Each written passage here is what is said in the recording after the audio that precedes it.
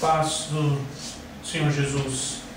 Dando continuidade a essa série de estudos sobre as fortalezas, eu queria falar sobre um outro tipo de fortaleza, que é a amargura, o rancor, o ressentimento, que é um sentimento que causa muitos males ao ser humano, às pessoas que convivem com esse ser humano e à igreja de uma maneira geral. A amargura é uma dessas fortalezas primárias, como nós já dissemos antes. Ela origina outras fortalezas, como a fortaleza do ódio, da contenda, da desconfiança, da maledicência e da solidão. Eu queria ler o texto que está em Hebreus 12, 15, que diz assim: tendo cuidado de que ninguém se prive da graça de Deus, e de que nenhuma raiz de amargura brotando vos perturbe, e por ela muitos se contaminem. Conforme o texto que nós lemos de Hebreus, a amargura ela é uma raiz maligna, uma raiz que está enterrada no solo, na terra. A terra aí, na palavra de Deus, representa o coração do ser humano. E que em determinado tempo ela brota, ela surge. Assim como a semente plantada na terra, de repente ela cria uma raiz para baixo e depois surge o fruto para cima, que é exposto.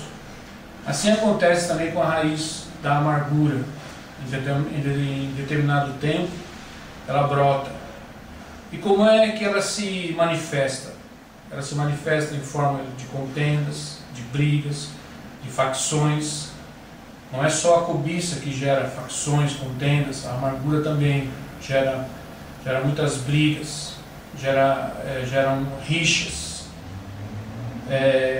porque é um sentimento muito difícil, né, de se lidar também, assim como o orgulho. Então a amargura, então ela surge dessa forma, dessa maneira, e ela pode gerar realmente circunstâncias insuportáveis, né, muito difíceis, né, para um grupo, para uma comunidade, quando ela surge através de uma pessoa amargurada, rancorosa, ressentida, invejosa. Então isso é um mal e se torna uma fortaleza na vida de muitas pessoas. No Novo Testamento, a palavra traduzida por amargura é a palavra picos, né, que significa algo agudo, pungente, né, uma coisa afiada, que na tradição grega, né, acabou denotando uma coisa intragável, uma coisa que não desce, né, muito difícil de engolir, e assim se torna a pessoa amargurada. Ela se torna uma pessoa intragável, insuportável, à medida que a amargura cresce, que a amargura se desenvolve. Porque como a palavra de Deus diz, a amargura é como uma raiz, e toda raiz cresce, se desenvolve, se expande, se fortalece.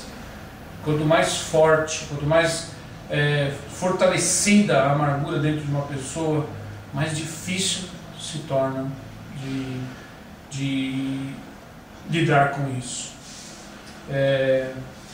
Porque, na verdade, a pessoa que mais sofre é a própria pessoa que tem a amargura dentro de si. A pessoa amargurada, ela experimenta um grande sofrimento, um sofrimento emocional. Ela não consegue sentir o amor de Deus, e com o passar do tempo ela não consegue mais confiar em Deus, não consegue mais confiar em ninguém, e começa a culpar todos à sua volta pelo sofrimento que ela passa. Alguém a ofendeu, alguém lhe fez um terrível mal, praticou uma injustiça contra ela e criou nela essa raiz de amargura que não foi tratada, né? não foi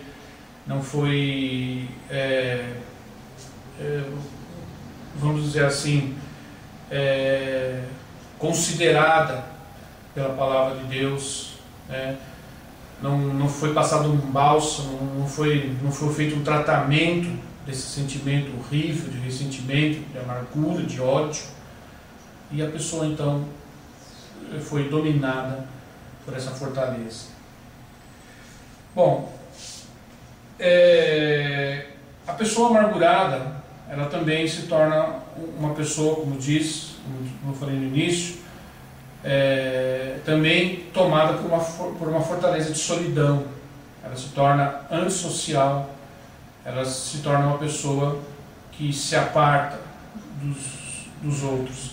E quando ela interage com os outros, ela sempre despeja a sua amargura e sempre usa de maledicência.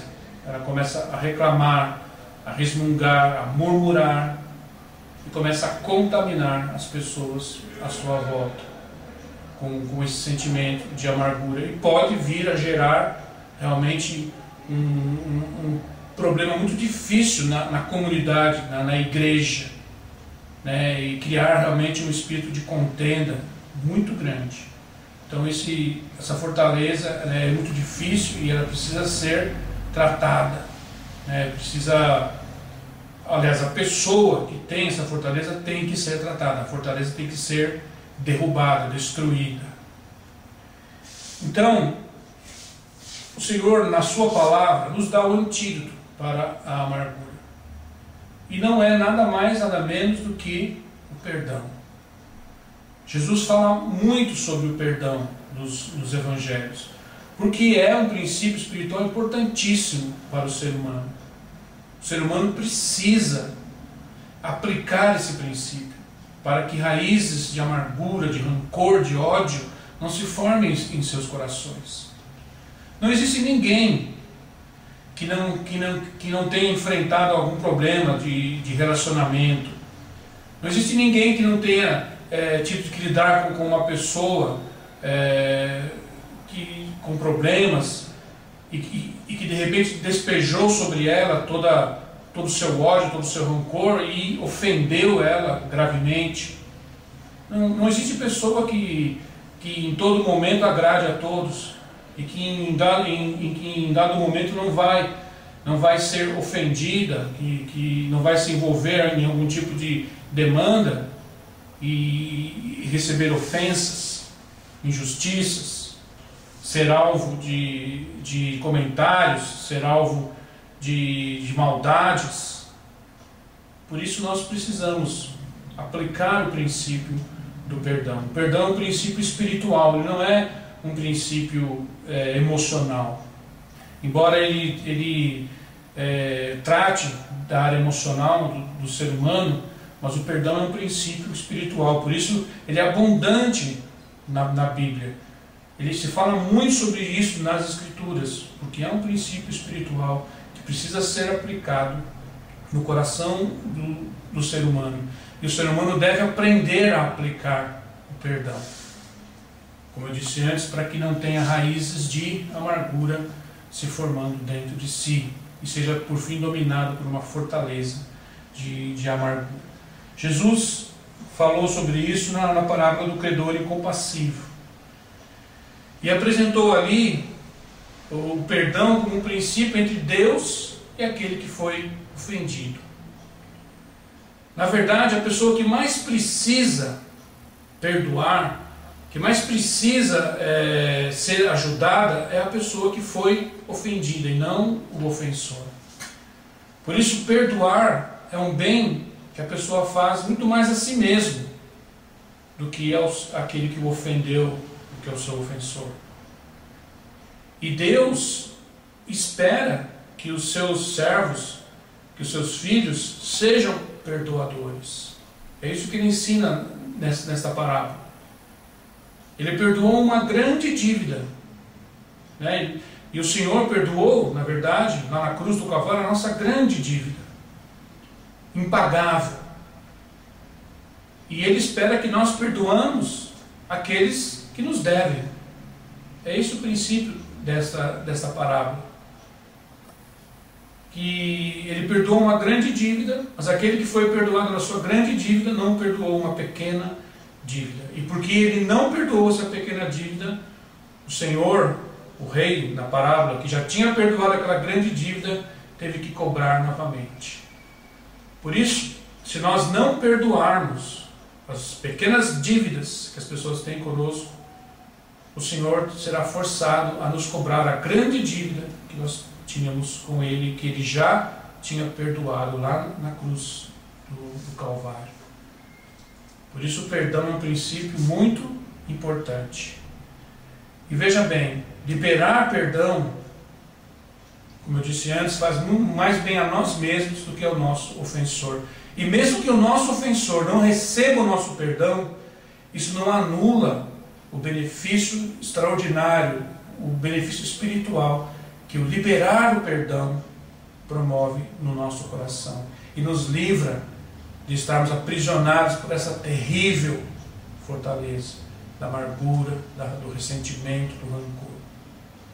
Por isso, meu irmão, minha irmã, vamos liberar perdão.